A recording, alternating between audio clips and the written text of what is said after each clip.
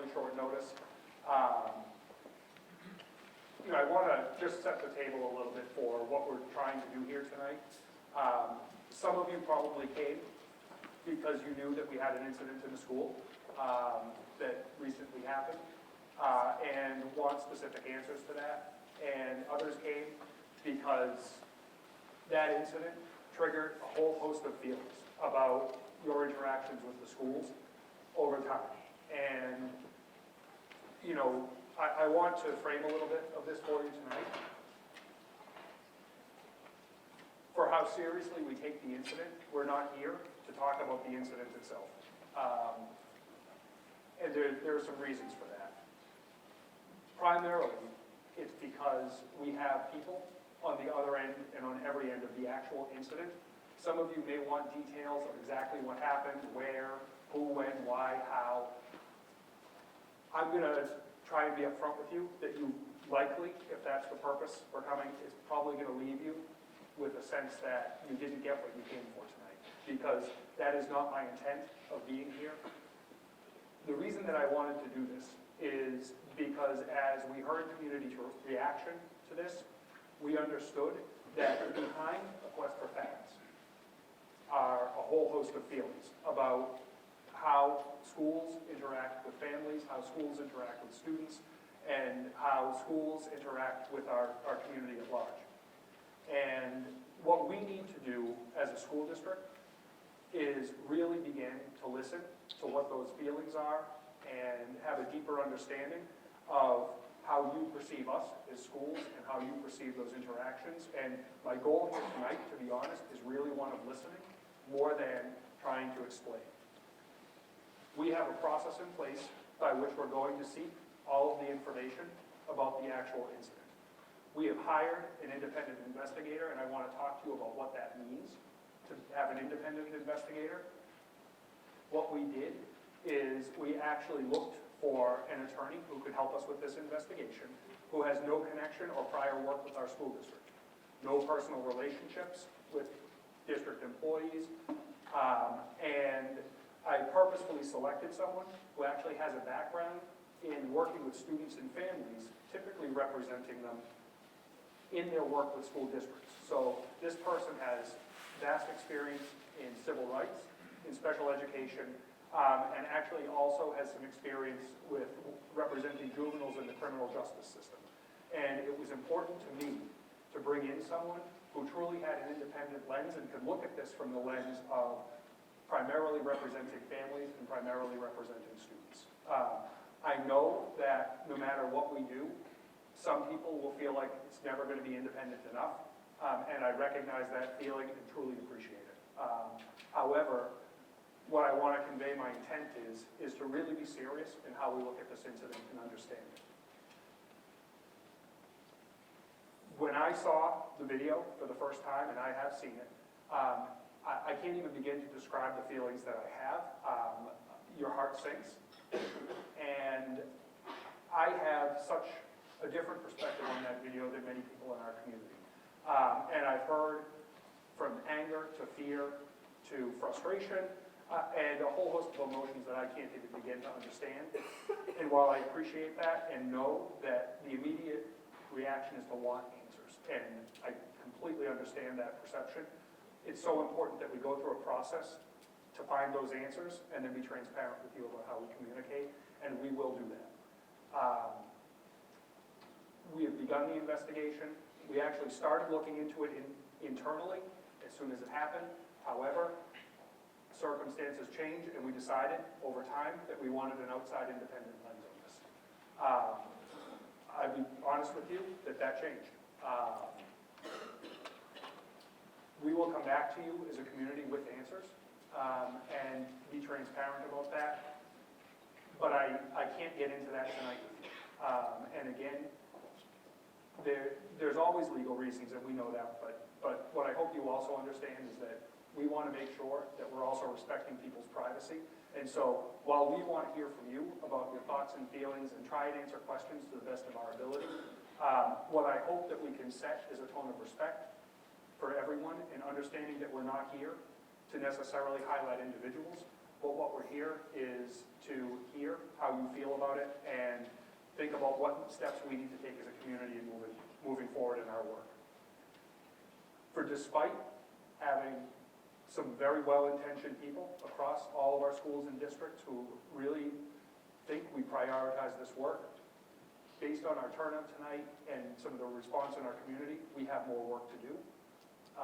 And the impact that we're having isn't matching our intentions. And I want to recognize that and appreciate that. That is something we are committed to continuing to do. This is likely a first step in a larger community conversation that we need to have. And I don't want to shy from that. But I also want to recognize that because it's a first step, none of us is probably going to leave satisfied because we're not going to solve any problems tonight. Instead, I want hopefully you to feel as though we're really here to listen and that we're here to take you seriously and we're here to make this sure that this work is a priority for us. With that said, I just want to let you know we did have some community members who wanted to record this and are broadcasting it. So I do want to be extra cautious that we're protecting people's privacy. And I also want to let you know that if you do choose to speak, it is being broadcast. That may not have been your intent coming in, but you know, people have the right to record things. And so we just want to make sure that you know it is being broadcast. And if you do speak, it is on camera and being broadcast. I also want to recognize we do have members from the town of Acton, some boards, and we also have members from the town of Acton administration and police with us tonight. They were very interested in trying to listen as well. This is a school event, but they are here because they care deeply about the impact that we all have on the community, just as we do as a school system. You know, I also want to recognize we do have a number of our school committee members who are listening in as well. You know, we need to talk about this as a community, and I understand that. Again, what I would ask is that we're respectful of the process, we're respectful of individual people's privacy, and that as frustrated and angry and whatever other emotions you're feeling, we understand that to get to the facts, we need a process, and we need to follow an investigatory process and then be transparent about that. But there's a lot I'm not going to be able to tell you about tonight. With that said, I'm going to turn it over. We have Mcgovern and Becky here tonight. They are community members who are willing to help us with facilitating some of the dialogue. So I'm going to turn it over to them, let them introduce themselves and maybe set the stage. We have 2 microphones here, you know, so that people can hear what you're saying. So if you don't mind coming up to the mic, that would be wonderful. Did I miss anything in introductory statements? All right, so first, again, thank you for being here. I know this is a difficult topic, it's a difficult conversation, but appreciate you taking the time to come out and share your feelings with us. Mr. Light, thank you for convening this space and for inviting us to be a part of it. I appreciate that you can recognize that for the typical community member who particularly doesn't know all the things you know and backstory and whatever else is going on, that you recognize that this is just really hard. It's hard for everybody, and that there are a lot of questions rolling around, as probably everyone in here in this room has seen this upsetting video that you pointed to. A lot of questions, a lot of fear, particularly on the part of some, and a lot of frustration. So I'll get into in a second how we're going to have this conversation, but again, I'm Becky Mcgovern. I'm a pastor in town, but I also have 3 kids in the district, 1 at each level of school. My good friend Maribel Mendoza, who has 2 kids in the district at Miriam, actually, and who is, you know, engineer, entrepreneur, professor, just all around fantastic person for anyone to know. So we're honored and a little bit terrified to be here with you.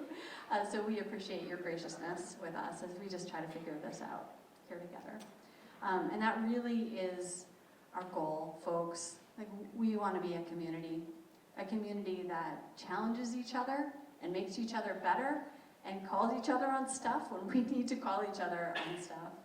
But ultimately that shares this goal that we want to cultivate a just and a safe community where every single person in it can flourish.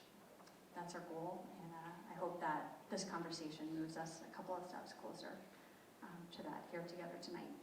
So just a few quick logistics. Again, we have these microphones here. What we're going to do, because we're going to end sharp at 9, we know people have kids at home and whatnot, I know I do, is we're going to ask you to limit your comment or question. You can offer either to 1 to 2 minutes.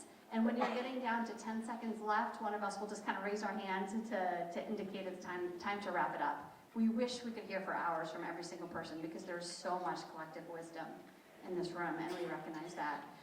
We'll jump around to different mics and just really try to get a good representation of people sharing. Again, for legal reasons, we just need to reiterate, we need to be careful about protecting the privacy and dignity of all persons involved, and I know that's a concern of all of ours, and we share in that. And with that, we're going to try to avoid specific names and that kind of thing. Our goal here is very much to listen. So to kick us off with that, I want to reiterate what Mr. Light said, that on the one hand, what this is about is an incident. There was an incident that occurred that we all have a lot of questions about. But it seems that also what's happened is the questions surrounding that incident have touched on a whole lot of questions and fears and frustrations that are brewing within our community. And a lot of those fears and frustrations and questions are conversations that are long overdue for us to be having as a community. So this is certainly a space where we can be free, gracious with one another, but be free in naming those issues and concerns of those long overdue conversations that we've been needing to have, and just recognizing how this incident, for all the things we don't know that are still under investigation, has touched on a lot of those kind of boiling points under the surface. So when I called Maribel today, and we were just processing both how we each experienced that video, it was really striking to me how I was upset by it, but I'm upset by it, by what I saw or what I thought I saw, whatever it is, it's all under investigation, but just sort of the emotional experience of it. While I was troubled, Maribel is troubled in a different way as a Latina woman. So I wanted to kick us off with questions and comments tonight by Maribel, hearing your kind of reaction to what you saw and the kind of key core question it leads you to for Mr. Light and others who are involved. So thank you. As Becky said, I have 2 kids at Merriam. So when I saw the video last night, I was sad and heartbroken and really I was just weeping for this family. And then my sadness really turned to fear. And I think, when I was appreciated, Becky, that you called me, because I feel like I was processing all this. And I think, I'm one voice. I am me. I'm not speaking on behalf of every minority person, every, Latino in Acton. But knowing that, in Acton, we are a diverse community, but we're not. And, especially for African Americans and Latinos, we're the tiniest portion of this community. We are a minuscule part, and while we have a lot of other diversities, which is fantastic, it's part of the reason we chose Acton for our family, I still feel very much that I still feel that I have received the impact of that, of being a very, very small minority in this community. As I mentioned to you, I have experienced racism in Acton, and it's happened repeatedly, and not that, because Acton's not immune to anything, and just like, I've experienced racism in Dallas and in Minnesota and in a lot of other places, the fact that it exists here, I think we can just stop tiptoeing around and say, we're a perfect little bubble at Acton, and it doesn't exist here, because it does. And so for me, that's where I think I felt it, to say, I was saddened, yes, but then it turned to fear, a real fear, I think, because I, like maybe a lot of parents, I thought, if that were me, and I was listening to my child call out for me, and I couldn't talk to my child, I think the woman actually remained pretty calm, and I would have been louder. And I would have been the loud Latina who, you know, is saying, you better let me see my child. And I want to know that I'm safe to do that. I want to know that I can challenge officials when I feel that there is a mistreatment going on, if that is what's going on. Again, we can't comment on the specifics of the case, but for me personally, the thoughts that it triggered was, if I feel that that I am being wronged, can I speak up safely? And that's the question. And then, is my child safe? Is my child safe in school? And if they act up, if they have an incident of, you know, something that requires some intervention, are they safe? That's my other question. And then, you know, to see, I think the other really heartbreaking thing is, you know, the people in the video, I completely respect the family's need for privacy, and I don't want to go into the details of that. So the only way I can think about it is, you know, moving forward, what will we do the next time? How do we make sure that, you know, we're doing we do, I think, do good for families, right? And know that there are some allies. And when I watched that video yesterday, that's the other feeling I was left with, is, man, who are my allies, or who are my children's allies, if in their school they can't feel that? And I was really, actually, after the sadness of that, it was a little bit maybe redeeming to see the flurry of feedback from everybody, right? The outrage from everybody, that's great. But let's not stop there. Let's not let it be, and a lot of things happen this way. And I have to say this, you know, for our community, I love our community. I love the interactions we have on Facebook, but so much of what happens on Facebook lives in Facebook, and nothing ever happens outside of Facebook. And I do not think that is what we should let happen here. I think we need to embrace that we are here, that this is the start of a very important conversation, and really embrace it as that. It is the start of a conversation, and we can start to think about how do we interact with each other in a more meaningful and a more impactful way. And so, you know, just to wrap up about my main question, among others, are my kids safe? And am I safe? With basically speaking up to school officials, to police presence, you know, as a citizen of Acton. You're not safe. You're not safe. Our children are not safe. Oh, thank you so much. Yeah, I hear that. To the police department. Okay, I just have to make sure that we kind of stay in turn. And it is not for a second that I don't care about what you have to say. Do so much. I just want to make sure I'm fair. That they're shooting up heroin down the street from my house That and in the school, and they offered my daughter oxycodone to snort up because it will help her. So this has been brought to the police, it has been brought to the superintendent, and it has brought to the principal, and none of the parents have been informed of that. So it sounds like we have a whole other kind of host of underlying stuff. So let's let Mr. Light reply to Maribel here. And then again, there are some things Mr. Light won't be able to answer, but he is also saying that you're welcome to raise any comments or questions that you have, and he's going to do what he can to answer those. So thank you. So we'll allow Mr. Light to respond to this, and then anyone who would like to make a comment or a question, you can head on up to these microphones, and we'll be going back and forth here. Yeah, I have one. Oh, I'm sorry. No, so, you know, Maribel, I guess, you know, my first reaction is how unbelievably sad I am that you or anyone would have that level of fear of sending kids to school and interacting with us. And I think that's something that, you know, even if I say you're safe, that's not for me to decide, right? That's an individual decision.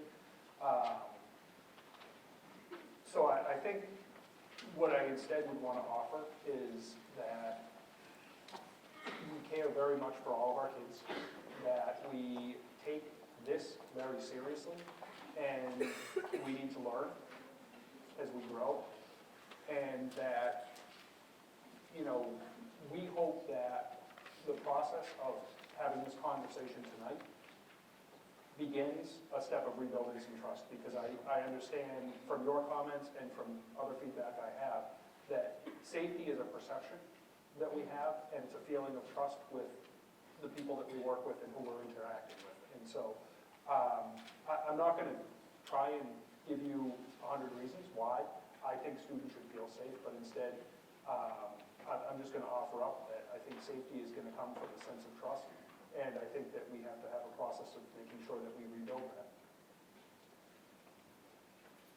Oh, and if you're comfortable saying your name, just in the spirit of really wanting to be a community here together, that would be great.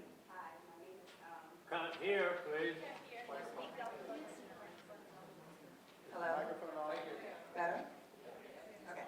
My name is Tina Terry, and I saw the video for the first time this afternoon. And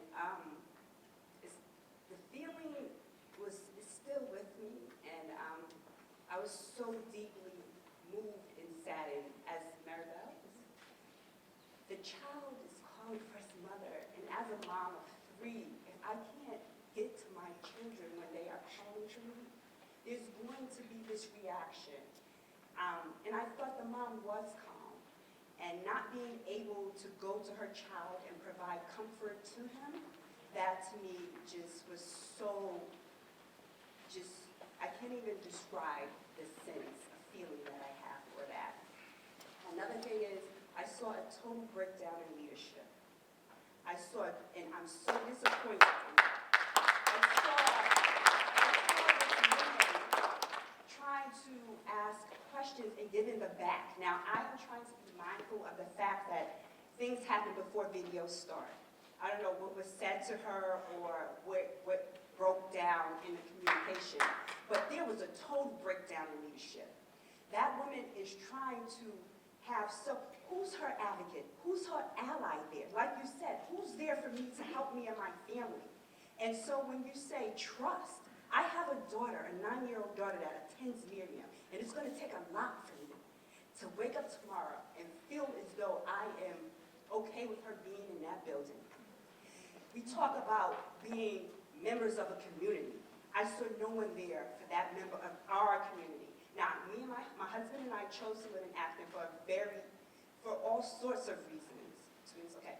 But I'm just saying I saw a total breakdown in leadership, and I am really concerned with that, and I'm fearful that it's a lot going through, and I'm still trying to process it, but I'm thankful that you called this meeting so that we as a community can get further along in this conversation and do something so that this does not have to break down like this and happen again.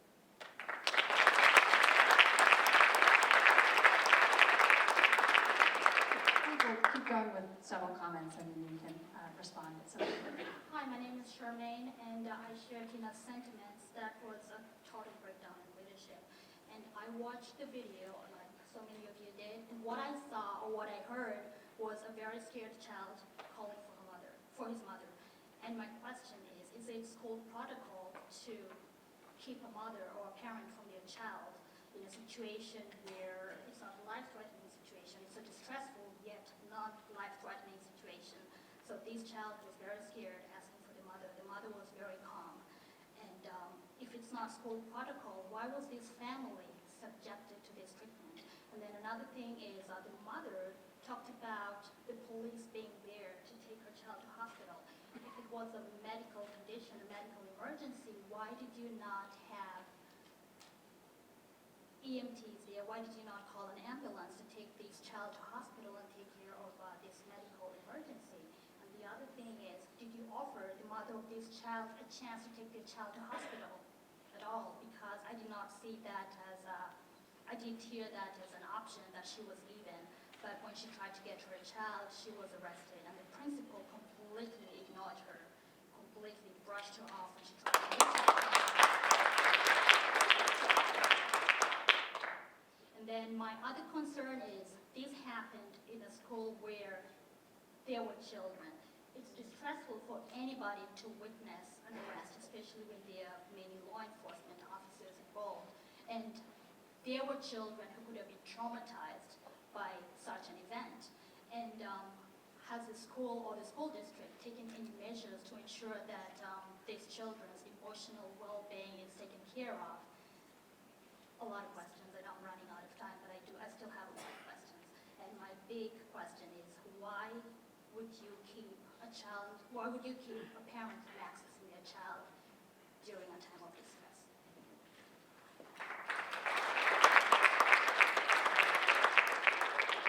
So I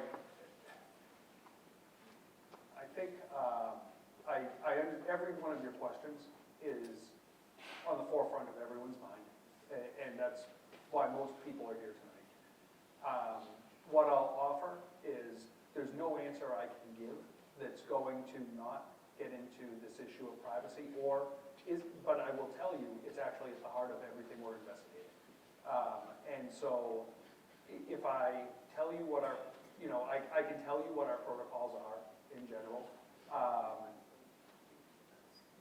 But what I don't want to do is cross the line into talking about this situation. And answer the question. What are the protocols? Sure.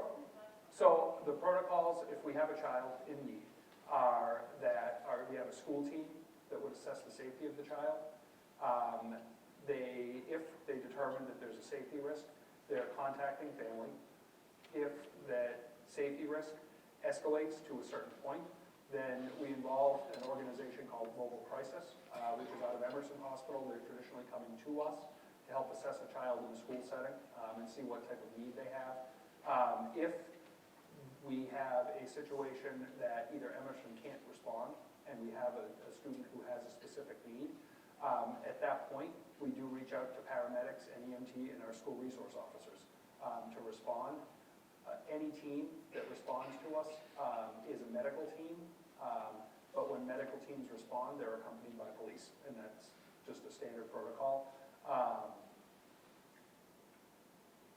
Anything beyond that is really something that I can't get into because it gets into specifics of this, and again, I know that's going to leave some vacancy, but that is our protocol, and that's what we look into during the course of the investigation is that protocol sufficient, and was the protocol followed in a specific case?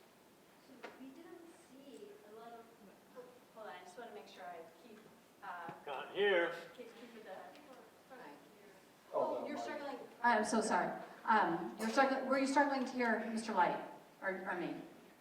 Me, okay, great.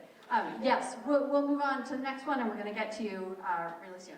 So what happened was obviously upsetting because it involved a child, so we as parents all feel that viscerally. Having two children in the school district, I have to honestly say I have complete faith in how our police department handles things. I know they have dealt with a number of children in our community who struggle with different issues. I myself have had a child with a medical emergency in the middle of a school day where parents were restricted from picking up children, where buses were restricted, and they handled this situation in a manner that protected the privacy of our entire family and of my daughter. This is a situation to which we don't understand or know the background, and it's not our business to know the background. It's the business of this family and of this child. I've had children in this district, and everyone who knows me knows that I'm a mama bear when it comes to my kids. They've been in this district for 11 years. And I have the utmost faith in our educators and our police department and in the way that they handle things. And I think that I just wanted to thank you all for coming out tonight and taking time away from your families, and our police officers for taking time away from their families, and the difficult job that you guys face every single day. And I have faith that you guys are handling this in the most professional and best way that you possibly could. Thank you.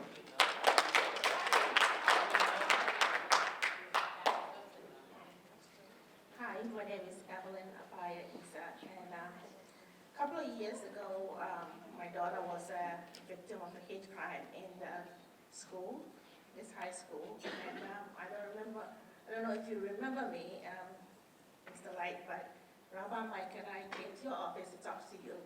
For me, as I stand here today, it's a shame that we even have this thing. What has happened today. Because when that incident happened, there was a corrective action plan that was put in place to make certain corrections in the school district to make it more inclusive for people of color and minorities. and I have not seen much of that being done. And if that was done, and I remember when we were talking to you, you told us that your concern and your charge at the time was the wellness of the community. And I remember our conversation. I told you, I said, racial justice should be part of that charge of wellness. Because if it's not, we will be here. Again, you took a look at me and thought this girl is crazy, but this is what we get. There is no teacher of color in this community. There is no counselor of color in this community. There is one coach of color who is a track coach. My kids get discriminated against in rowing, in hockey. My kid won an award. Not one of her coaches was there this past weekend to even say thank you to her. Oh, that would not happen to a kid, a white kid. Come on. We can't live like this. We need to integrate into this community and be respected. And I know my kids play every sport, field hockey, ice hockey, they rode, and I don't want to go into that. But what I want to tell you is that if this community doesn't take the issue of racial justice seriously and really confront the elephant in the room and integrate minorities and the people of color in this community, we will not get anywhere. And we would be sitting in this auditorium 10 times over talking about these same issues.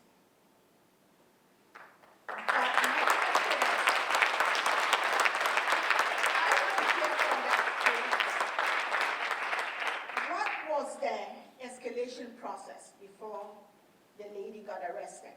And I'm not interested in what happened, what didn't happen, but there must have been some kind of escalation process. And what is the protocol around that? Before a person, a woman is because as a woman of color, you're judged, you're loud, you scream, we're the crazy people. And they call me crazy. My coach calls me crazy. My coach does call me crazy because I'm a squeaky wheel. Because I want my kids to belong. And I want my kids to be respected. And so, when we scream, we get arrested. But what is the escalation process? Is there somebody in this community that understands where I am coming from? Is there a counselor that my kid can go to and say, this is what I'm experiencing, that they can empathize with my kid? Is there a teacher that they can go to that can empathize with their feelings?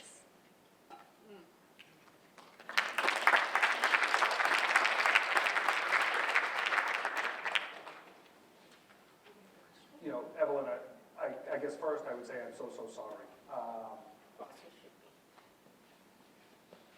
I think that, as I said at the beginning, for whatever our priorities have been, it's not having the impact that we need it to have.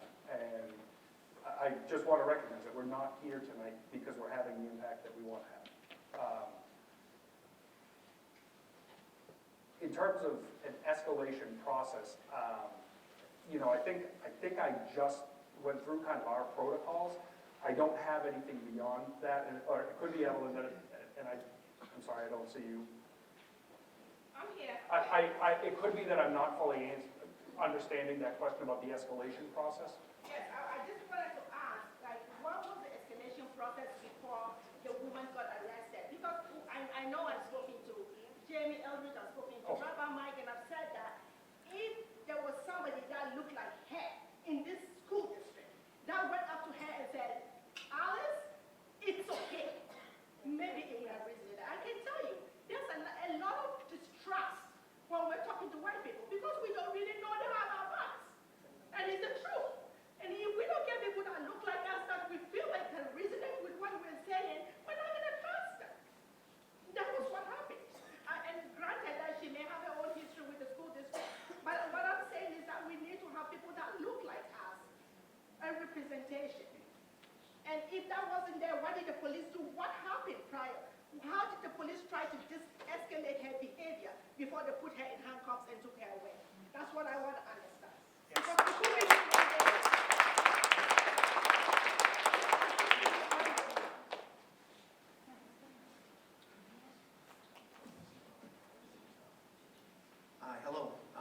Burrows. I'm your Chief of Police here in Acton. I want to thank you all for coming here tonight. I'm here tonight to listen to all your concerns and all your fears. I want to make sure the Acton Police Department is doing the best that we can do to respond to all incidents in town, no matter what your or country of origin is, no matter what color your skin is. We want to treat everybody equal.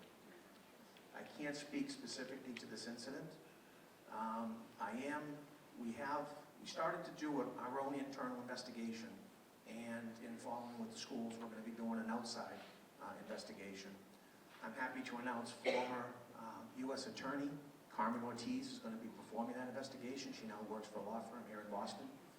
So we're going to get a great opportunity to get an outside independent person to look at everything that we did in that incident. Unfortunately, you see a video, which is a part of what happened that day. There was a lot that happened before, and there was stuff that happened afterwards. And that investigation is going to help us understand what happened and make sure we're doing what we should be doing. And whatever recommendations come out of that investigation, we will be following. Evelyn, I just want to thank you for your courage and willingness to share from your experience, not just about what's happening right now, but in your overall experience in our town. I mean, I can speak for all of us to say we really, really appreciate you wanting to help all of us do that. Can I add one thing? And I'm going to add this, Evelyn, with a real fear that me trying to offer some explanation also comes across defensively, and I don't want that to happen. And I absolutely, I'm going to actually not use we, I'm going to use I, as well as other leaders, absolutely 100% recognize that we do not have a leadership force and a teaching force that represents and looks like the students that we're serving. And that has been a priority for us over the last year. We spent hours with our administrative team working on strategies to recruit candidates of color in particular, as well as looking at the types of hiring questions we had, talking with our faculty about what it means to hire people that are a cultural fit, and is that actually excluding candidates? And we're working through that process, and we made some progress this past year. It will take years to make the progress that we need to make, and we're going to continue to do that. We continue to reach out to local colleges, work on recruiting efforts, making sure that the interview process is absolutely focused on trying to hire a more diverse workforce.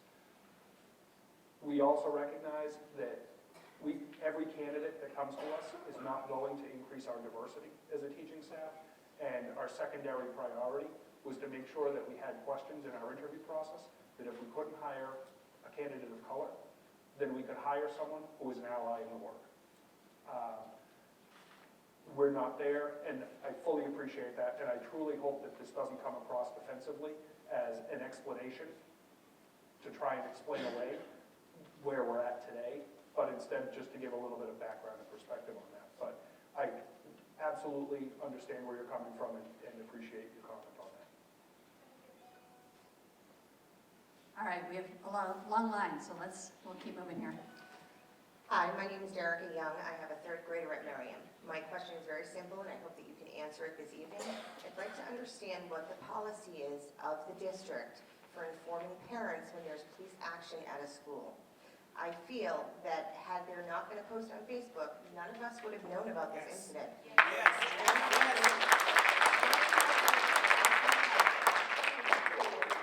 It took 20 days. Sure. So the requirements for how we notify parents intersect also with federal law around what is confidential with students. It also has to do a lot, in all honesty, not if there's a police action that is a safety threat to other people, staff, students, families in the school, then we 100% absolutely notify all times. If there were a police action that is specific to a student, and there are a lot of police/medical actions that go on in our schools. If it is specific to a student and a family, in all honesty, we often will treat the privacy of the individual family and student with a lot of concern in that. And in this case, We respected that the person did not want this to be a public thing at the time, and we did not share that information. I know that certainly is going to either resonate or not resonate with people. That is the explanation for why. And it's not every police action is a safety threat to the broader school community, and there's times when we have to prioritize personal privacy over broad notification. I appreciate that, but as a follow-up question, how do you differentiate between a police action involving a student versus where somebody is arrested? Is there a differentiation? Because there is a difference. Yeah, again, I don't want to get into this case. However, what I will say is that if someone wants something to be private, and say someone was arrested, there's no way not to answer this, but if someone wants information to be private, and I send something out saying there was someone arrested in our school, anyone can go online and find that information. And then that's traced back to a family, it's traced back to kids. And that was my thinking. Police logs are public information, police records are public information, and it was my decision not to do that. Please correct me if I'm wrong, but police logs are not actually public information. They are not. Is that correct? You're correct. That is not public information. So, I'm sorry. It is public, and just a clarification, it is public information. But, excuse me. But there's, Public Records Act. It is subject to Public Records Act, so people can request that information. Well, again, I appreciate that, but that was the decision that played into it. I appreciate that you, and Yeah. I appreciate the answer. Thank you very much. Yeah. I feel like you answered it the best that you could. But since we are commenting on how we feel, in the interest of transparency, I feel that the school district could do better in the future. Because I feel let down that 21 days later I found out on Facebook. I mean, that's not how I want to read social media. I entrust you in the district to inform me about incidents that could escalate. You guys didn't do a very good job of getting in front of this. So I appreciate your feeling on that. Thank you.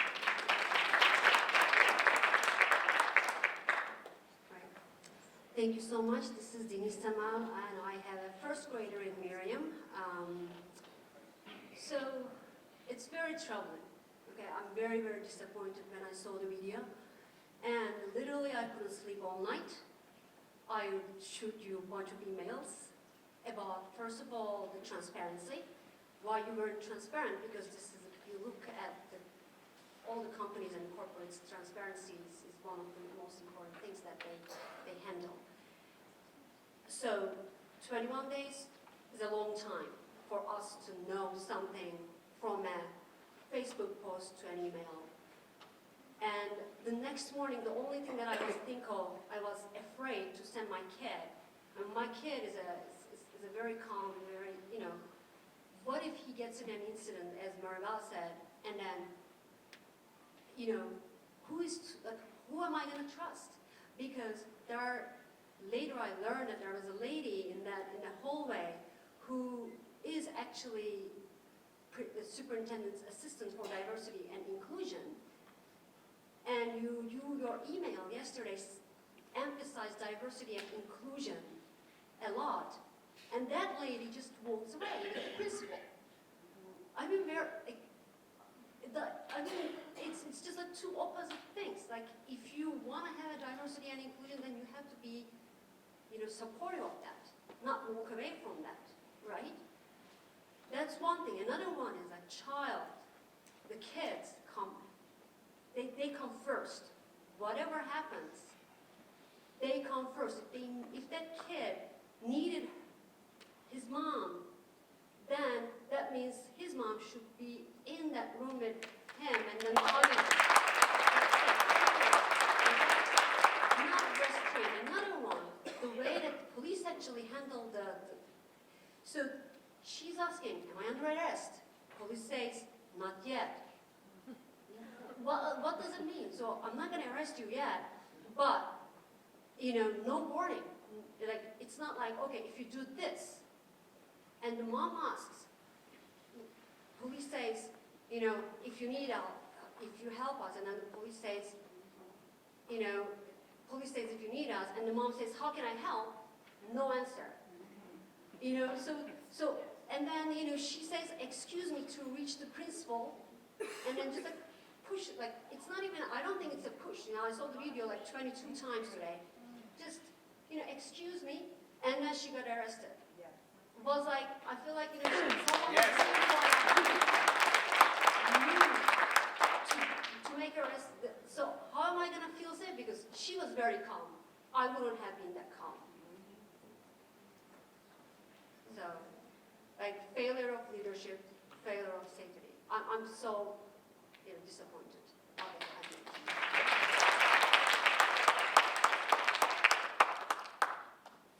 If you're okay with it, and if you're not, that's fine. If you're okay with it, I'm thinking we might hear another comment as well, and then sort of group together the response, just in the interest of getting a lot of voices One more heard. question.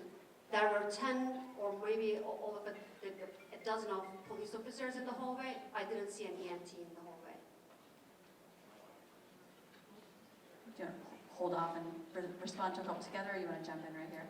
So, you may not have seen, I'll just say, you may not have seen the EMT in the hallway, but they were there. I don't, just from a factual standpoint, certainly the EMTs were there. We'll keep going. Okay, great. All really important stuff to respond to. I'm just figuring, let's get a bunch of voices in and then have Mr. Light respond. Great. In the opening words, I heard moving forward. I've spent time with the family that was affected by this, and children and mother, their sense of safety and security has been ripped from them. Their life has been upended. They're not moving forward. The mother gave me the honor of reading her statement today. There's a reason that she chose me to read her statement, because it's going to resonate a whole lot differently from somebody who looks like me, and that's devastating. I was called to the school to see my son, but they would not let me see him. I was arrested by the charges, but the charges were dropped immediately in court. My son was sent to the hospital, but he did not need or receive treatment.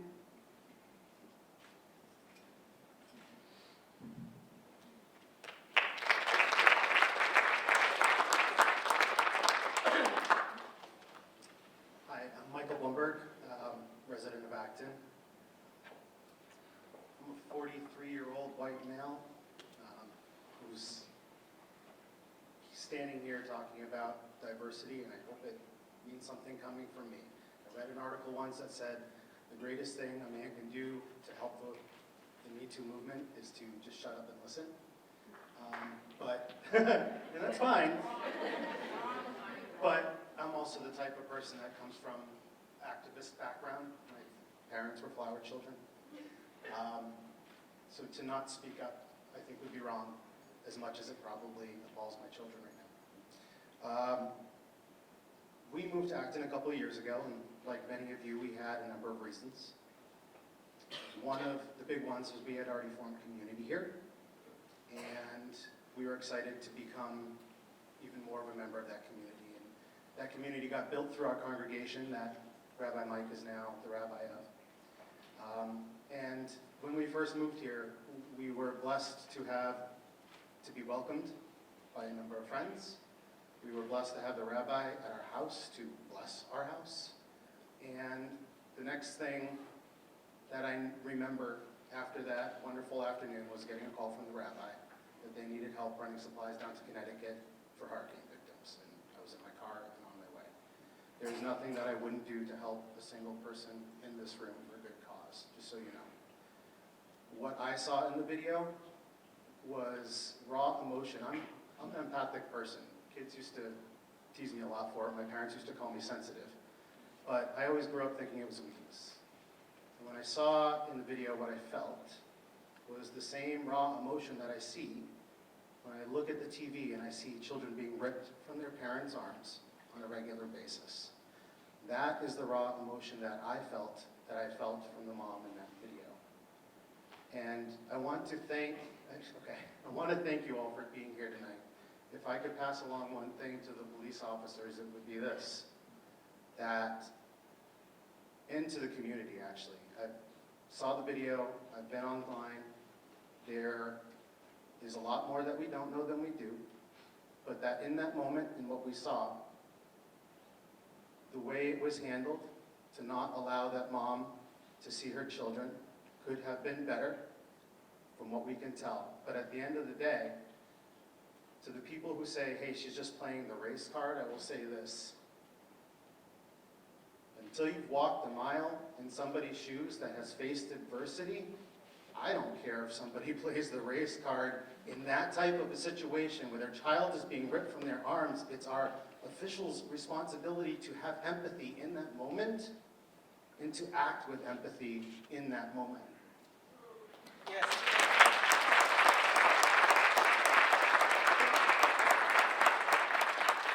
Thank you. Again, I'm just going to keep moving in the interest of getting a lot of your voices heard, as many as possible. Good evening. My name is Liz Mcgovern. I 110% believe race played a role in the incident. I cannot imagine as a white woman going into that school that I would have been treated the same way. My children attended Miriam and are now in the high school. I have 2 children. I have a child of color in the high school. And you know, teenagers, I once asked him, have you ever been called the N-word? And he looked at me like, duh, of course. He says he's called the N-word in some way, almost daily, if not daily, sometimes joking, sometimes not. And sort of shock and surprise, if you ask any person of color, have you ever experienced any form of racism in this town? I challenge you to find one person who has never experienced race or racism in this town. There was a recent study that people of color, teenagers, children of color, adolescents of color face microaggressions at least 5 times daily. So this is a constant experience. I'm ashamed of myself that it took me to have a child to really understand, knowing that racism exists, but it's a daily onslaught of racism that our people of color experience. And so I do say that I truly believe that race played a role. I'm a new member of the Fostering Racial Justice Group, and I just want a list of requests as outcomes for the incident. 1, acknowledgement of what went wrong and how it will be prevented from happening in the future. In that, I ask that race be considered as one of the things that went wrong in this incident. Transparency and acknowledgement of de-escalation policies and how they can be improved and more equitable in the future. Respectful collaboration between affected parties. Ongoing community conversations and opportunities for racial learning. Commitment by school officials and police officers to be aware of and responsive to their own racial bias, especially with regard to equity in punishment and response to mental health needs. And finally, training and de-escalation techniques for school officials and police. Thank you.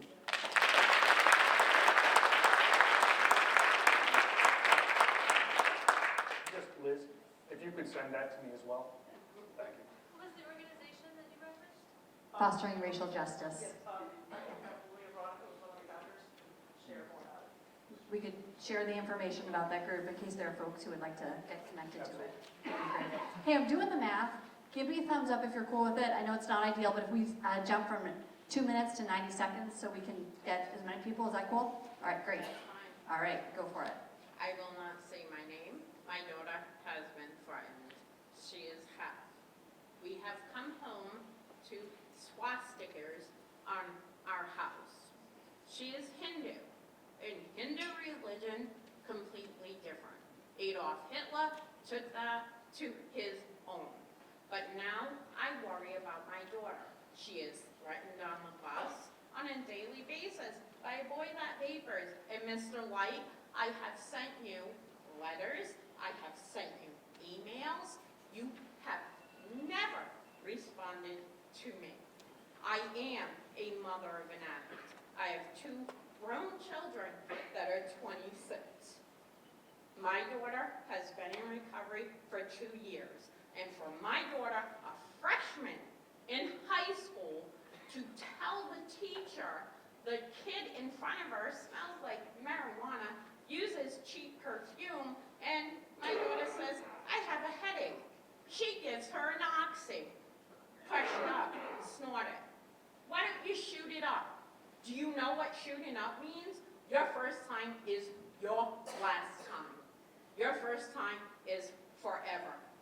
Nobody in this school system has adjusted that. And you're right, my daughter is half. She is not full American, she is half Asian. She has been threatened by people because she is Indian. Go back to your country. You're a terrorist. I had terrorists written on my driveway. Unacceptable. We have moved here because Acton is supposedly to be the best school system. So, Mr. Light, tell me, why have you not responded to me? Tell me why. I am judged on a daily basis of my child that is an addict. She is 26, she is clean, she has a daughter. You do not know the drug. There are 25 students in the high school that are monitored. We went to the police department.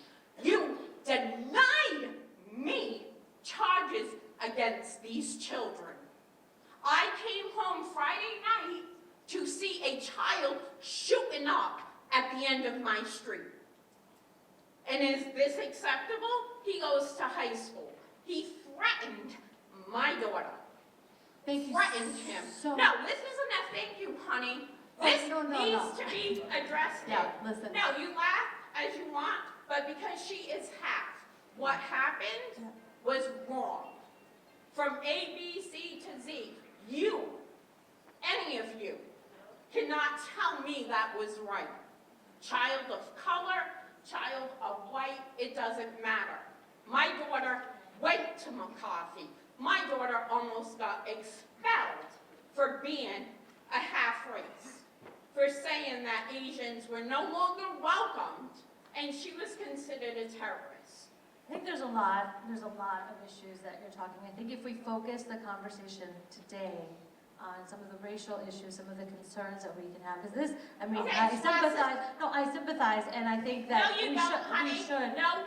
we should have, I think this is a very deep conversation. On my house, because my daughter is Hindu, and because people do not understand that. Why should I have to pay $500,000 to come home to a swastika? So nobody should come over to that. That's obviously wrong, but I just want to keep the conversation focused on the conversation we can have today. Yes. This is a complex issue, This is very, and I think Please respond to me. we can take that Email. offline with I've Mr. emailed. Light at a Please different day, but. respond to me. Oh, yeah, I can certainly jump in. First, I would love to talk to you at the end of this and get a little bit more information, because I don't think I have the same information you do, but I want to understand where you're coming from a little better so I can look at that. But if you want to stay after, I'm happy to speak with you and Oh, get I a little will. bit more. Okay. And I just want to let you know, yes, she was in McCarthy, and I was told to put my daughter in Mass General Psych Ward because the white people didn't agree with her. So, Really, the explanation for that. really important things to be talking about. Really important things. And Yeah, I it is hate to really cut you off. important. You need to take it seriously, honey. Absolutely. I just want to do my job of, I know there's a lot of things a lot of people want to say, so I just want to make sure I do my job with that, and I hate cutting people off. No, go Okay, ahead. great. Please. Hi, my name is Mcgovern. I'm a mother of 2 children, one of them who's not in the schools anymore. She graduated last year, one who's still in the schools. My children are biracial, they're whole humans. And however, they get treated differently when they're with me and I speak and you hear this accent. That when they're with my white husband, they're treated differently when they're alone because they present white. They're treated different at school. And I wish I'd educated them to deal with that and give them the fortitude to deal with that. But I know that today is a hard day for us. And I know it's easy to look up and try to point fingers. But I would like for everybody here in this room to take that finger and point it back. Because this is not a problem of the school system. This is not a problem of the police department. This is a problem of all of us.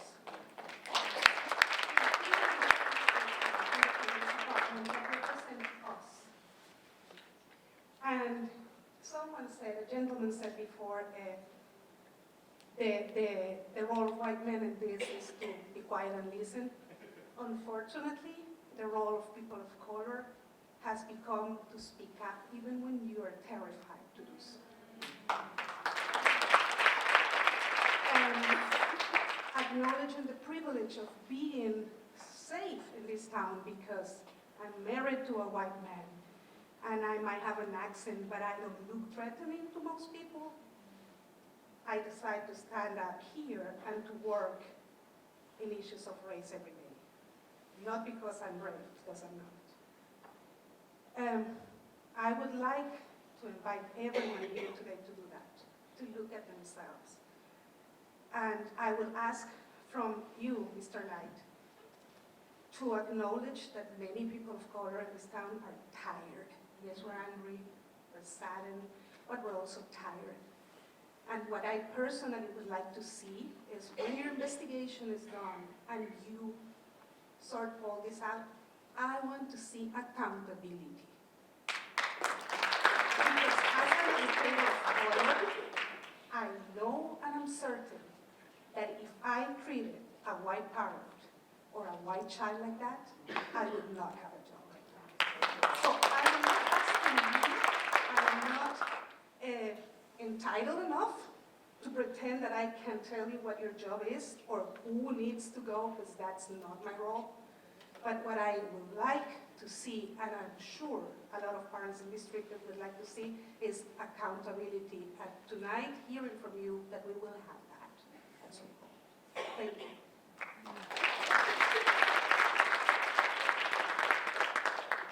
Maria, Veronica, thank you. And yes, I think that our goal through conducting this investigation is to find out exactly what happened, and then we will take every action necessary to make sure that we move the district in the right direction to do that. I'm not going to speculate on what accountability looks like, I'll be honest, but we will certainly take all necessary steps based on what we get for information. Thank you. Good evening, my name is Amy Yadav. I'm a parent at Merriam. I have 2 children, 2 daughters, ages 9 and 11. I watched the video and I had the same maternal response that many of the people here have already described. It was very difficult to watch the video, but what I also noticed that I haven't heard a lot talked about is that there was definitely a cultural component. The woman is, from another country. I don't know anything about her personal situation and how long she's been here, but it reminded me of the fact that since I've been here, I've noticed a continuing lack of outreach for families from different countries who may or may not speak English very well. I can give you a personal example.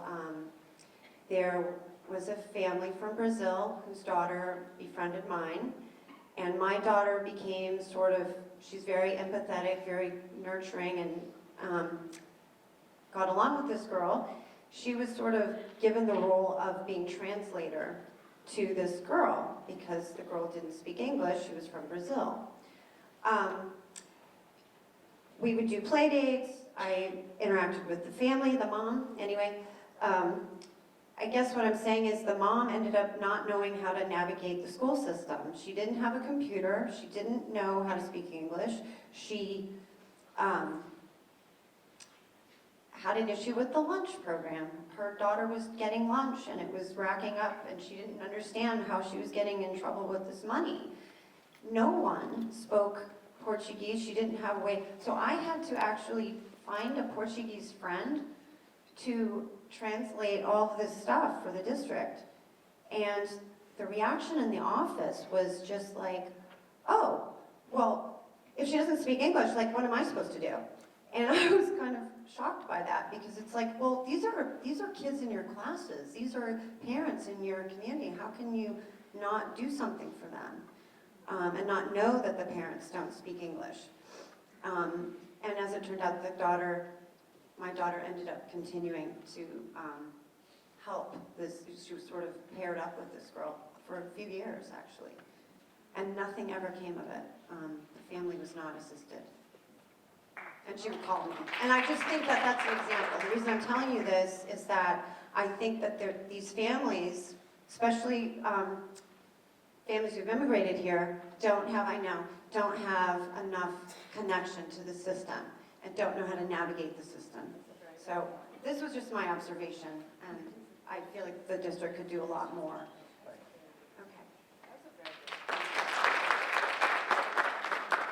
Okay, we'll keep moving to make sure we hear people. Hi, my name is Sam Sullivan Fieldman. I'm a father of mixed race, interfaith twins in second grade at Merriam.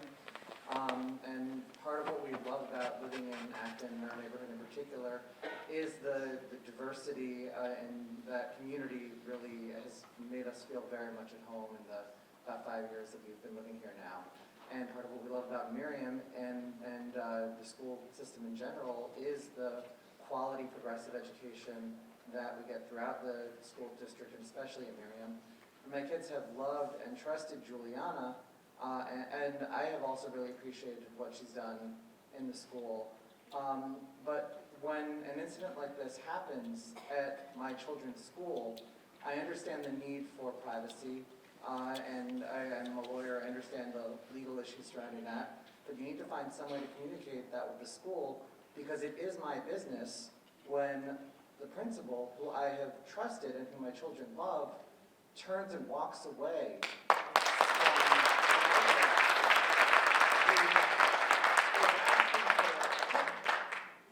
And I can't help but feeling, the police department needs to take a hard look at their de-escalation procedures, because I can't help but feeling that if I had been in that situation, I don't know what I would have said to Juliana, but I guarantee I would not have been arrested in that situation.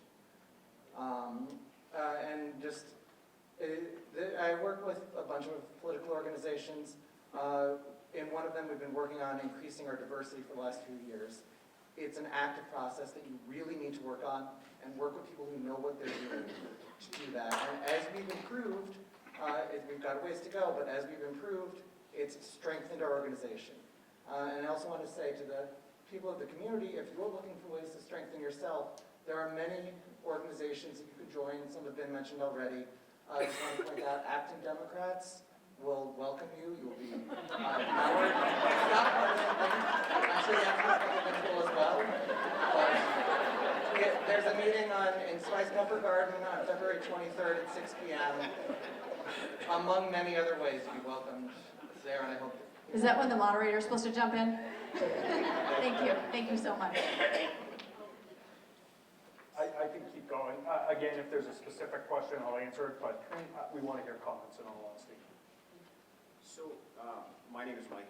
I feel two issues. I'm still distraught. I saw this video for the first time 5 minutes before I came here, and I don't have my wits about me entirely. I see two issues. One, regarding race, that people have already addressed in a far more eloquent way than I even know how to put words to. But the other issue I'd like to raise, and I'd like to ask you to consider seriously, is the way that we deal with children who are having difficulty, even severe difficulty, in this district. This is not the first time that school resource officers have been called to restrain children in Merriam. It's not the second time, not the third time, not the fourth time, not the fifth time since I've lived in this town, and I haven't lived here very long. We talked about failure of leadership.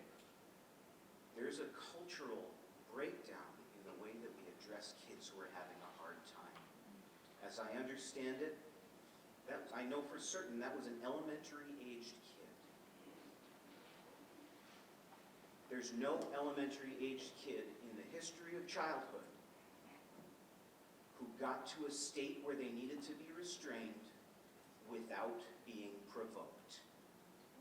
And I think we have a very, very different, I see your hand. We have a very different understanding of the standard for provocation in the members of the community versus what happens in the district. And I can tell you firsthand from experience that this district is ill-equipped to deal with children who have been provoked and continues to provoke children each and every single day in every single building that you're responsible for.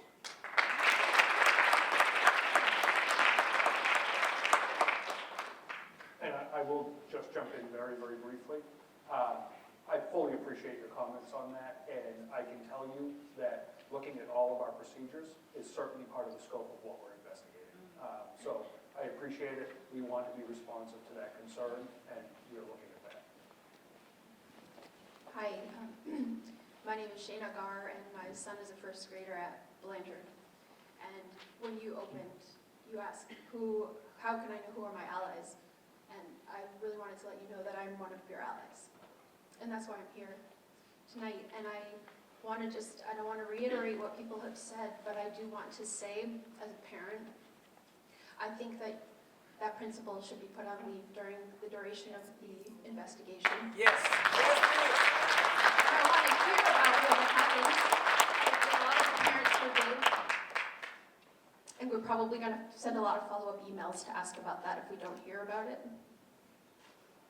And that's understanding that we didn't see things before or after, but what we saw, I think, is sufficient for her to be on leave for the duration of the investigation. Yes. And the only other thing I want to say, number one, is I am here mostly to listen, so I'm going to try to stop talking really soon, but I do believe that racial sensitivity training should be taught to all of the teachers every single year by people of color, led by people of color, and racial sensitivity training should be taught to every single student at every level from kindergarten onward. Every year. It should be a priority, and if it costs money, then what do we do less of? Maybe we do less of some sport, maybe, right? Okay, there's a limited amount of money, but let's align the money where the priorities are, and this is very much a human rights priority. It should be number one.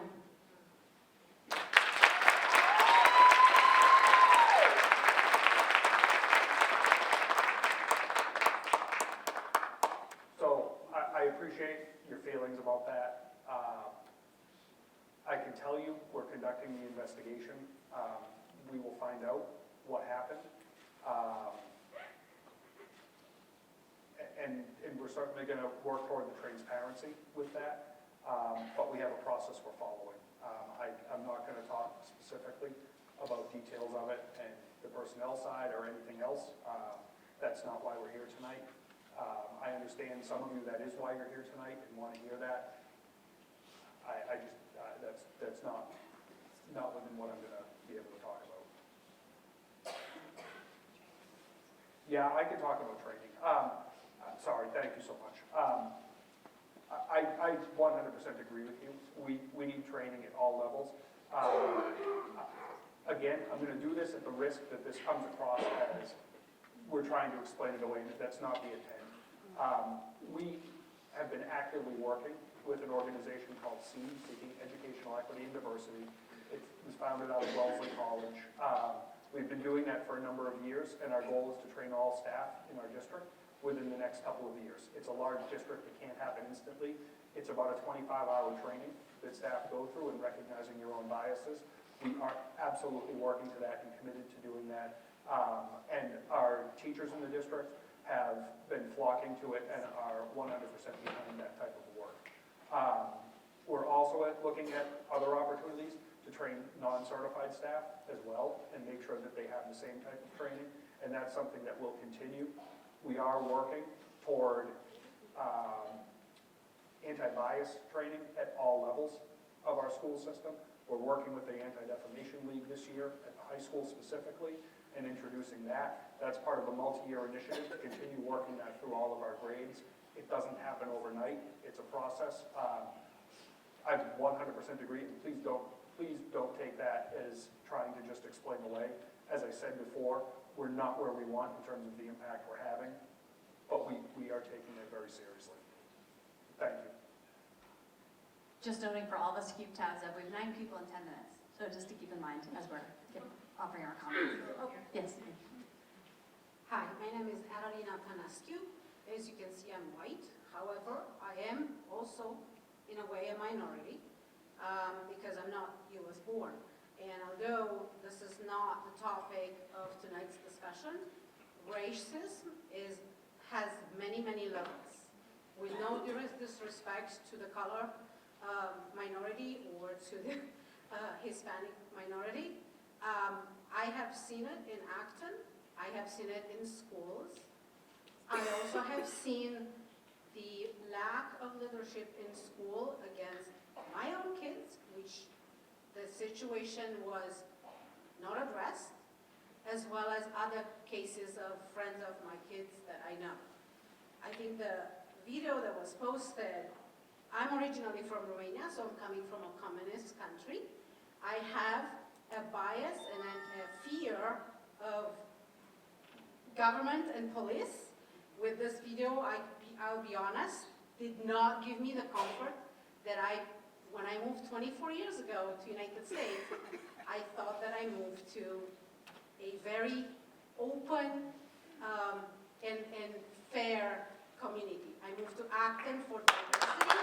I moved to Acton for the specific school district. I can't tell you, after seeing and knowing my own experiences, that I feel safe, that I can be trustworthy, as you put it at the beginning of tonight. I don't feel that comfort. I can imagine how others of a different color would feel. So I do think that it's absolutely mandatory for us as a community and the school to be more trained, I don't know, to learn more that colors, countries really don't matter. We are human beings. We care more about the nature and animals than we care about our fellow human beings. I don't think that's acceptable on any level. So I do expect, speaking of accountability, to see something actually happening. Thank you. I'll speak quick, and I'll try to speak loud. So my name is Diane Randolph. I have an 11-year-old daughter in McCarthytown. I have loved Acton since I've lived here. And then prior to living here, I lived in Manhattan. I'm from Back Bay. I've had a variety of experiences. I will say that what occurred is not a one-off. I will also say I'm a civil rights officer in government. So every single time I'm driving my hour-and-a-half one-way ride to work, my concern during that time in traffic on Route 2 is today going to be the day that my child is called the N-word? She's in the 5th grade. This is not an overstatement.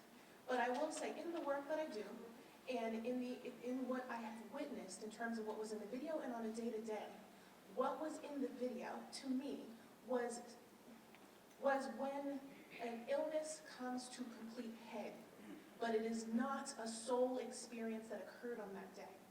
I have had, and my daughter has had, experiences of benevolent racism that have occurred, where there's an assumption because we are people of color, because we are what color you probably are in the summer, right?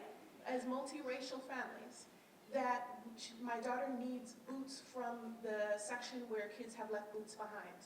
She does not, I promise you that, right?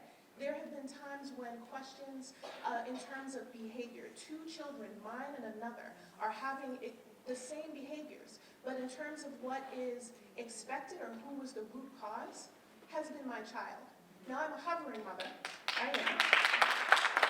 I like to know what she's doing, how she's doing it, all of that, and I'll go quickly. When she comes home with homework, I am really quick to see what's going on in that homework. Where is the curriculum going? The curriculum is not inclusive enough, and I'm a parent who does bring more to the table for her. Why isn't this happening at school too? So I have, final question is, and maybe it's more of a statement, if you are putting together diversity, equity, inclusion activities, understand that there is variation and there is diversity with those categories that you have. Because one is black, they are not poor. Because one is accented, they are not uneducated. Because one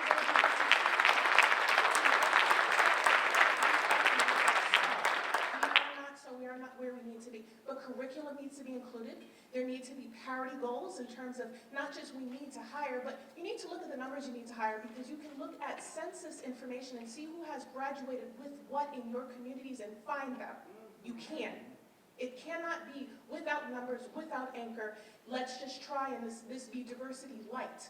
No, it has to be diversity and inclusive of the people who are at the table, of the children who are here, because populations change, children change, and we need to be awake and aware.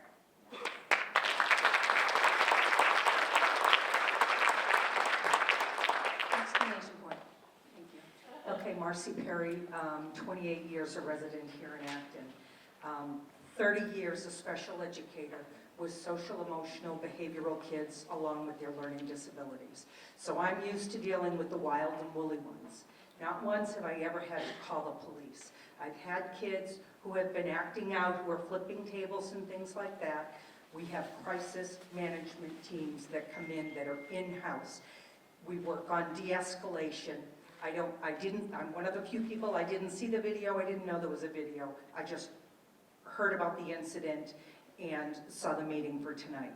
So I think there needs to look at what's the procedures for kids that are acting out and running into situations like this. The other piece that this is what really shakes me and makes me want to cry is I had a son graduate in '99. I had another one graduate in 2004.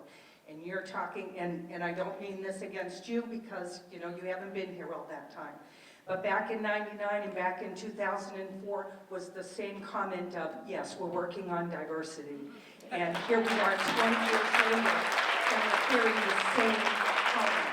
Now, I heard somebody mention earlier, and I don't know if this is true because, you know, I've been out of the high school for a long time with my kids, is that I can't imagine that in this day and age, you wouldn't have at least a counselor that is of a minority, because where are those kids that are going to have difficulties? Who can they go to? I'm pretty open, but even when I was teaching, I just retired, even when I was teaching and I would have a student of color with issues, I always made sure that I attached somebody else with me so that I could have a true understanding of what that kid is going through, but also the kid had a backup of somebody who says, yes, this is what it's like and this is what it means. I'd love to have you. Hi, my name is Rihanna, and I'm a student at this school. And I'd just like to, my question, and you don't have to answer it now because you probably don't have one, but how is the district taking initiative to effectively teach its citizens and students about racism? Because it's not something that's new to this school, right? As a resident of this town, as a citizen of the US, my mom shouldn't have to tell me to not walk to my car alone because she's afraid for my safety because someone wrote death threats to brown girls in the bathroom. That's not acceptable, and we don't have an open dialogue about it. Why aren't students being taught that, we all know it's not okay, but why are we not being taught how to handle these types of situations, or that, these things happen, and, how to stop it? We aren't talking about those things, and I think that, someone mentioned equitability, and I think that, it's one thing for our town to say, yeah, let's treat people equally, but, we should be lifting and supporting communities up that need extra help and support, because that's what we're here to do as people of this country, right? So I think that just supporting and teaching the students and people of the community about these situations and how to stop it is really important. And then also students would want to be more in the loop about these types of situations, because like we found out, there's a bunch of seniors here, and we found out about this from like some kid who was in the PTO Facebook or whatever, but we should be sent emails about this, and we should be talking about this type of stuff.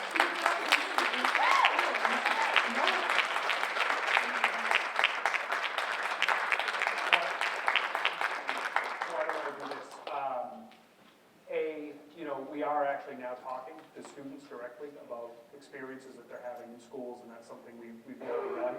I will tell you, I am happy to follow up with our whole community around initiatives and efforts that we have. I don't want to get into that right now because I want to be able to afford other people an opportunity to talk, but we are absolutely more than happy to share what we're trying to work on, but with the knowledge that we have a long way to go based on what I'm hearing tonight. So we will make sure we follow up and get that out.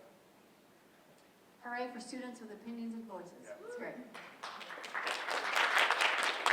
My name is Nicole Vigil, and I have a kindergartner in the district, and I actually wanted to clarify on the timelines of the investigations that are underway. I'm very heartened to hear that there are independent investigations in both the police and the schools. My question is, when exactly, you mentioned that this did change from an internal investigation to, and I believe that that's a natural progression.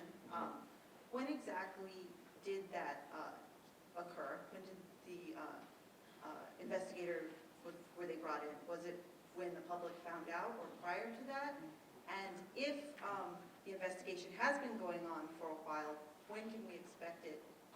I know you can't give me an exact date, but how long do you anticipate that these investigations will go on and we might be able to get some preliminary findings or some answers? And that would be for both the police and the schools. Thank you. Great question. This is an easy factual answer. Our internal investigation began the day of the incident. We began an investigation with our attorneys. I'm going to say probably maybe a week and a half after that when we decided to escalate it. And then we escalated again to an external investigation based on information. It was before public became aware, but we decided to escalate it. So, that's essentially the answer. And would you expect some findings? Oh, thank you. So I would estimate, I don't have an exact timeline. I know the investigators beginning work beginning of the week, next week. We're sending a lot of information to them ahead of time, and then we would anticipate probably something back within 2 to 3 weeks. It does take time to reach out and make sure that they make contact with all of the individuals that need to do that. Absolutely. Do it thoroughly, it takes time. We don't want to rush that, but we want to expedite it. Sure. What I will commit to is that we think it would be done within 2 to 3 weeks, and if it's going to last longer, we will tell people it's going to last longer. Thank you. Sure. My name is Olivia Jones. I am a mother of 3 black sons. I am also an alum from AB, class of 2001. I share this information with you because in 2098, my father passed away, and I will make this quick. In 98, my father passed away, but the town of Acton rallied around my family, and it was an amazing outpouring of love. But in the year of 97, I also walked down the streets of Acton and was called a nigger for the first time. And no, I'm not saying the N-word because that's what was said to me. Fast forward, I now have a child who looks like a grown man. He's 15 and a half years old, and he stands taller than me, and he shaves. Yes, Acton police officer and Boxborough police officer, I thank you for your attention and your presence here. I think it's important because I need you to know that I teach my sons, that they need to know you and you need to know them, because I don't want them to be afraid of you. So if you ever have an encounter with my son or either of them, you know who they are. You don't see them as grown men, but you recognize that they are my babies, my heart, my love.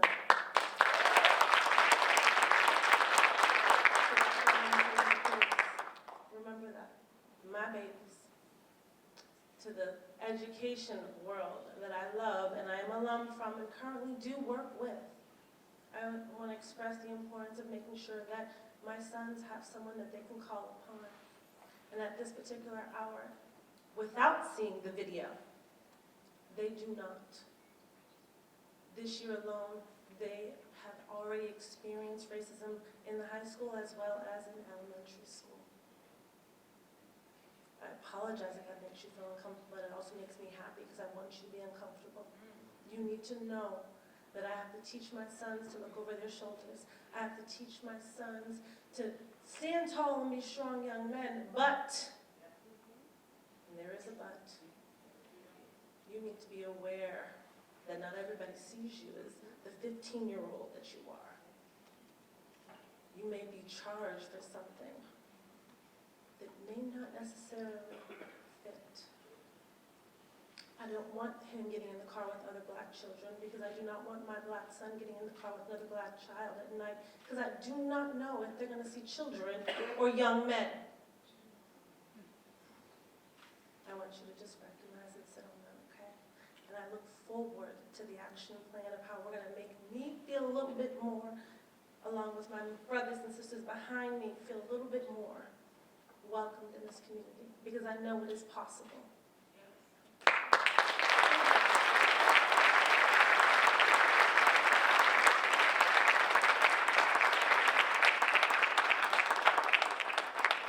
Hi there, I'm Mike Rothbaum. I'm the rabbi at Congregation Beth Elohim here in Acton. When I was first interviewing for the job of rabbi at CBE, I was given a tour of Acton, and the first place we went was here. This was the first place they took me in Acton, and I was like, I don't have any actual kids of my own, right? Like, why are you taking me to the high school? And it's because people here are so proud of this place and so proud of this district. And I was like, wow, great schools. And then one of the first things that happened was, in my connection to the school, was that a yellow star and the word Judah was painted on a trailer, a ball field here, which is what Jews were forced to wear in the Holocaust in Germany, Judah, the German word for Jew. And I met with your predecessor, interim superintendent, another member of the administration, and I was told, that's not who we are. This is a great district, and we're really nice, and everybody's really nice here, and people are wonderful here. And I was like, well, but somebody did that. Somebody's not wonderful unless somebody came from off campus and did that, which seems strange. Why would they do that? And I met with Evelyn Abaye, who talked before, because her daughter, as you know, had the N-word written on her locker, and her locker was torn apart because she stood up for Colin Kaepernick in a classroom discussion. And we talked about what happened, and she told me, they said the same thing to me. Like, this is a great district. Nothing like that would ever happen here. And like, oh, are we being gaslighted? Like, are we being told that like everything's okay, but we know that things aren't okay? And then I find out that people contact me, right? I don't go looking for these stories. People contact me and say the N-word was said to my kid. People contact me and say that a Jewish student had money thrown at them and said, pick it up, you effing Jew. People who aren't even members of my congregation. When Evelyn and I met, we said, guys need transparency. There's got to be somebody a kid can go to. Not just any trusted adult, but somebody who's dedicated to be on their side. There's got to be maybe anonymous reporting. Everybody's got to be trained in this district to look out for their internal bias. We had a meeting we were supposed to have at the synagogue tonight, our first racial justice working group, which we canceled because this is the racial justice working group in town right now. We've been trying to tell you, I've met with you with fellow clergy, I've met with you with Evelyn. We've been trying to say we need more transparency, we need more accountability, we need a clear statement. There is a zero tolerance policy in our district for hate crimes, for bias, for different treatment based on race, ethnicity, religion, sexual orientation, gender expression, immigration status, all down the line. We want to be partners with you and help. We have to be honest. We just have to tell the truth. We're so proud of this school district. Wouldn't it be amazing to say, we're proud that we were brave enough to take on racial injustice, to take on bias, and that not only do we have good test scores, but we've got good soul scores too.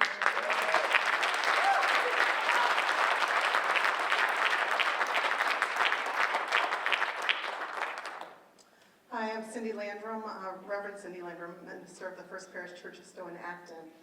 And I wrote what I'm going to say for two reasons. One is I get really nervous at microphones like this, despite the fact I speak at a microphone all the time.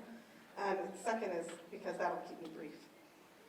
So I have every expectation that the independent reviews of both the school and the police will show that protocols were probably followed. But what that tells us is that just following the protocols isn't enough. Within any protocol, there is space for discretion, and there is also space for cultural sensitivity, for empathy, for nuance, and for understanding. Within that space of discretion, we know that not all people are treated equally, and sometimes that's for good reasons, and sometimes it's not. Those are the places where the school and the police failed to live up to the trust placed in them. You spoke of the space between the impact and the intent. That's the space we're living in. It's absolutely possible that everyone's intentions were good, and yet the impact was destructive to the public trust. So we need you to do better. We need all of us to do better, but we need you to do better.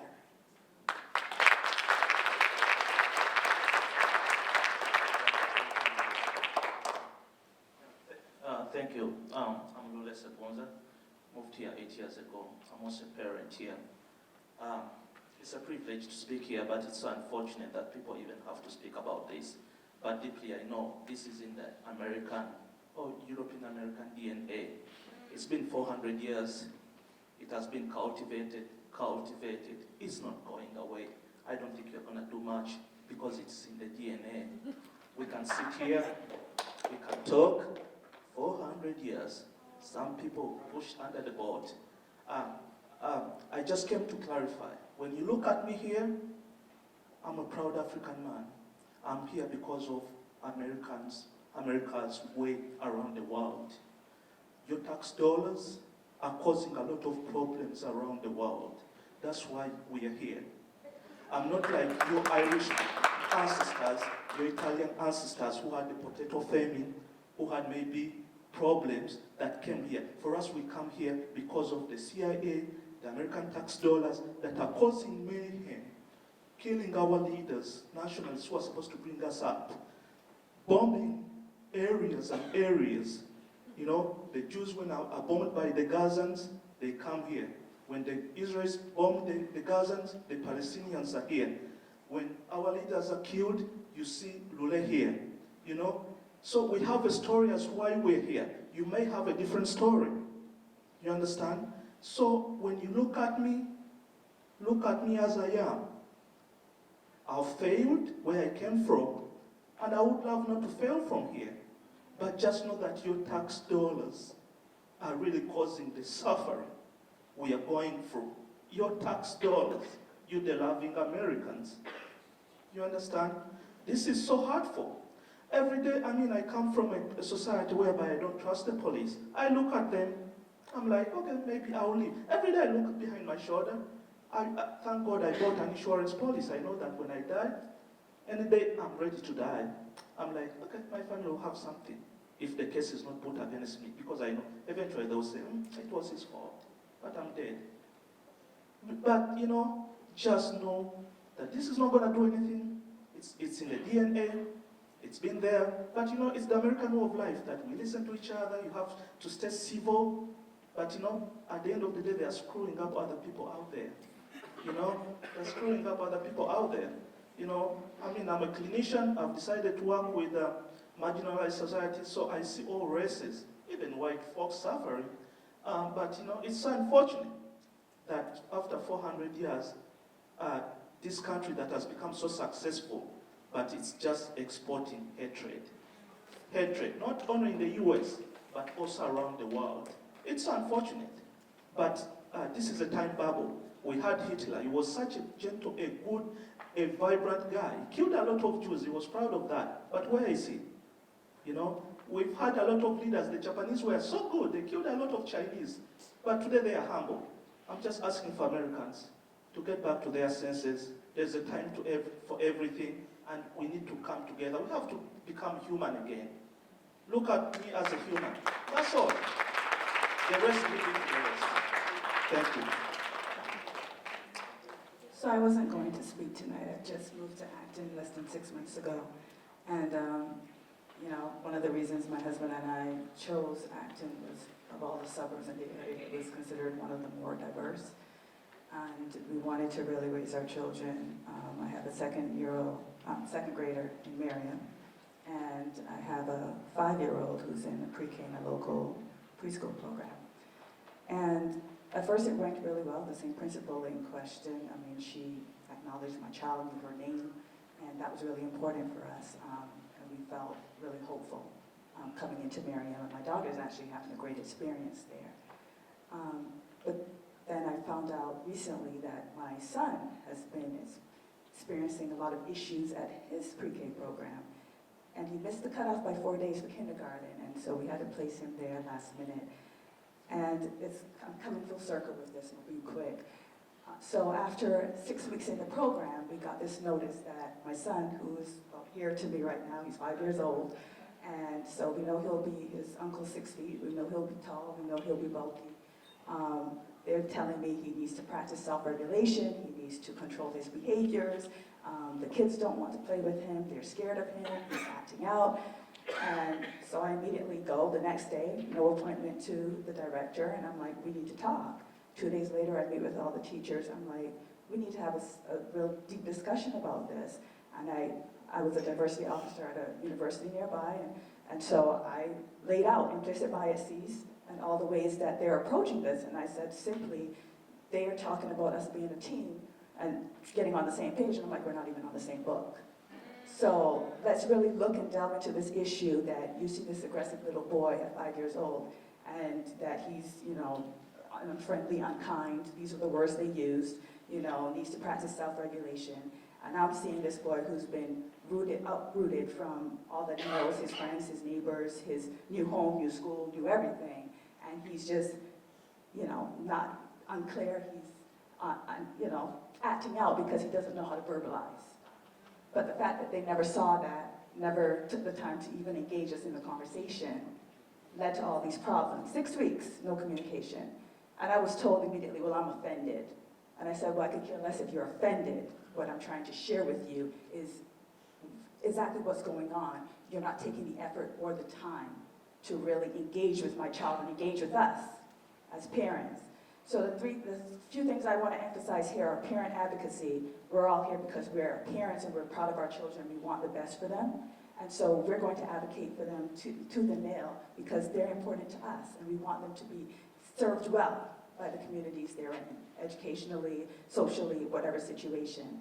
I'm not an enemy of the police, but again, my son is here, we plan to be here, and I want to know that we are in partnership, okay? I'm not trying to be the enemy, I don't want my son to be dead, okay? I plan to see him graduate high school, and I plan to see him graduate college, and I want to know that he's safe. And then authenticity, communication, transparency.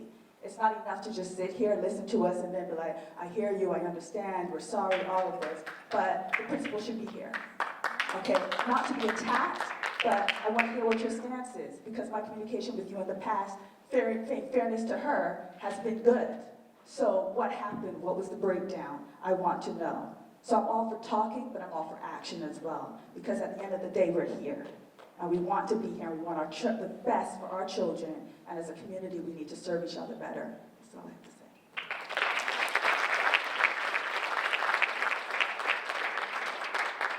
say. Yeah, sometimes you get close. I'm only going to talk a little bit about myself and my personal journey in racism. It started for me at the age of 15, picking tobacco in the Connecticut Valley with students from Morehouse College. That eventually led to going to a black college and graduating from Lincoln University.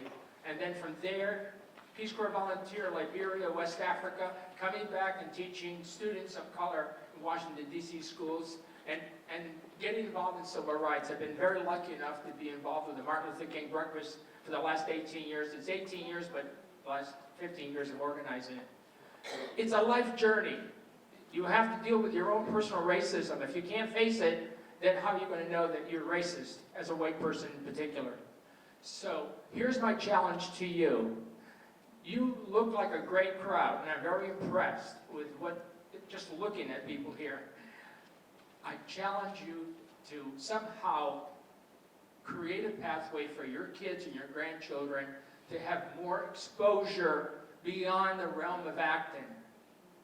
My wife and I moved here in 1978, and our kids graduate from here. That's your challenge. In 30, 40 years, it's going to be different. That's your challenge, and I'd like to leave that. Go for it. Thank you.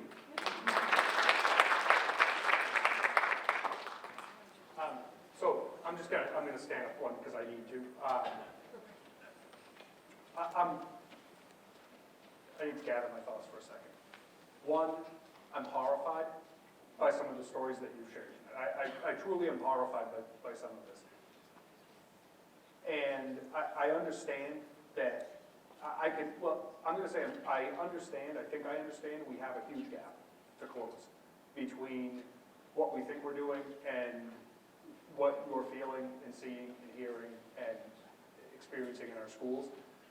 I was particularly struck, and I'm so sorry, I don't know the gentleman's name who spoke at the microphone, but he talked about, you're not going to be able to get anything done because this has been the way for 400 years. And I was really struck by that. And I'm scared by it, to be honest. And my goal and my hope is that I can prove that gentleman wrong.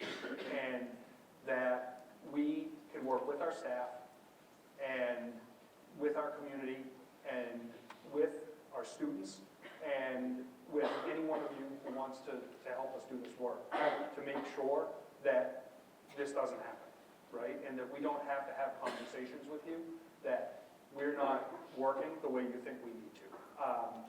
Regardless of what this incident is, this is a broader conversation than that. I hear it in terms of how we're working with some of our students with disabilities and who need specific supports, to how we're working with students of color and families of color, and how we're treating people as individuals. This is something that I can tell you we will absolutely be committed to as we move forward. I know our school committee is committed to this work. I know our leaders are committed to this work. And I know that hasn't been good enough. Right? It just hasn't been good enough. We will continue to work on that. We will continue to focus on this. We will need help because we can't do this alone. And my hope is that as we move through the days, into weeks, into months, that we can engender a sense of trust enough with you to be able to have you help us with that work, and that we can really make sure that this type of event doesn't need to continue to happen.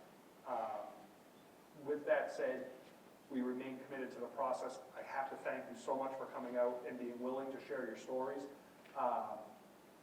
This was an incredibly difficult night, I think probably for many, many people sitting in this audience to listen to, and I will be the first to tell you I'm number one on that list. We will be committed to this work. We will be transparent with this work. We will reach out. We will try and get help with this work, and we will make sure that people sitting in this audience feel like we were wrong when we said this isn't going to change.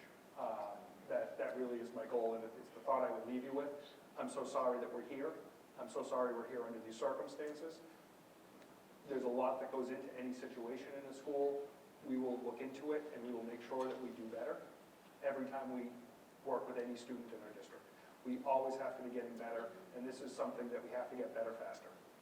So I will leave you with that. Thank you for coming out. I very much appreciate your time.